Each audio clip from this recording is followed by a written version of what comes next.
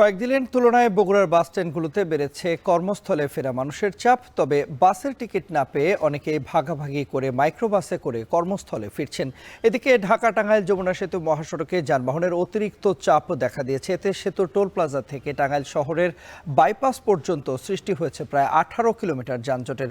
এ বিষয়ে বিস্তারিত জানাতে বগুড়ার ঠনঠনিয়া বাস স্ট্যান্ড থেকে আমাদের সঙ্গে যুক্ত আছেন সহকর্মী মাজেদুর রহমান এবং টাঙ্গাইলের এলেঙ্গা থেকে আমাদের সঙ্গে যুক্ত আছেন কাউসার আহমেদ। শুরুতেই যাচ্ছি বগুড়ায় মাজেদের কাছে।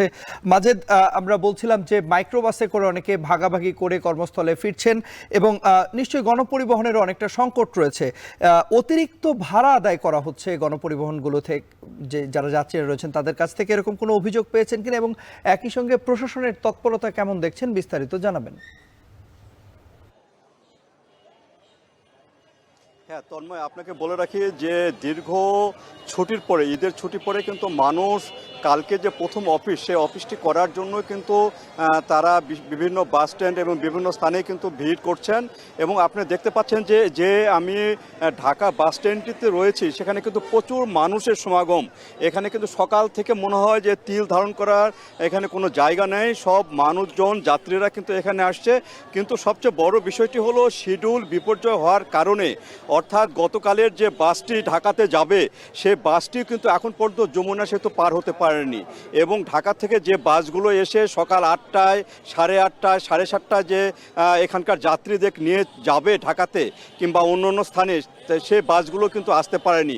ফলে তীব্র যে এখানে যাত্রীদের যে ভিড়, সে ভিড়টি কিন্তু পরিলক্ষিত হচ্ছে। এবং যে যাত্রীগুলো বিশেষ করে বিদেশে যারা যাবেন, যারা খুবই জরুরি যাত্রী, তারা কিন্তু বিভিন্ন মাইক্রোবাস, তারা হাইস, এরকম ছোট ছোট গাড়িতে করে কিন্তু তারা যাচ্ছেন এবং অধিক ভাড়া দিয়ে কিন্তু তাদেরকে যেতে হচ্ছে।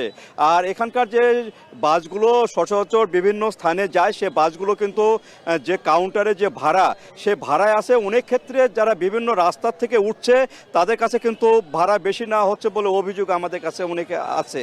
আর প্রশাসনের তরফ থেকে কিন্তু এখানে নজরদারি করা হয়েছে। বিশেষ করে এখানে সেনাবাহিনীরা গতকাল এখানে যে বাস স্ট্যান্ড আরেকটি রয়েছে সেখানে কিন্তু অভিযান চালিয়েছে এবং আশেপাশে যে জায়গাগুলো রয়েছে সে জায়গাগুলো কখনো ভাড়া বেশি নিলে সে ভাড়াগুলো কিন্তু ফেরত দেওয়ার ব্যবস্থা করা হচ্ছে। এইভাবে কিন্তু এখানকার প্রশাসনের যে নজরদারি সেটি কিন্তু ঠিকই রয়েছে।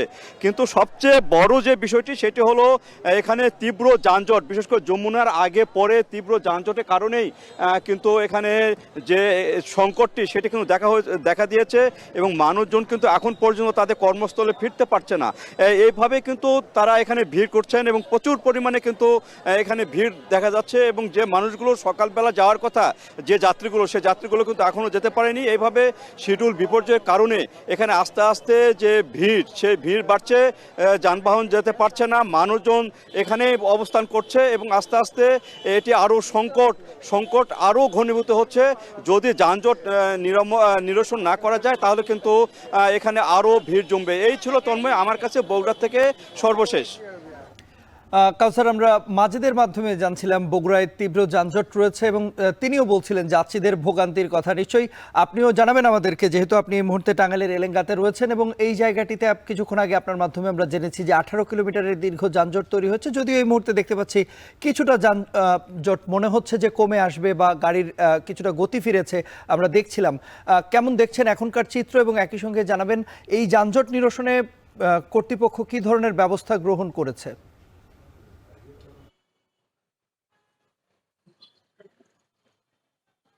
জি, এই যে আমার পেছনে যে গাড়ির টান শুরু হয়েছে, সামনের দিকে যাচ্ছে, এটি 1 থেকে 1.5 মিনিট যাবত। এর আগে প্রায় 2 ঘন্টা যাবত এই গাড়ি এখানে দাঁড়ানো ছিল।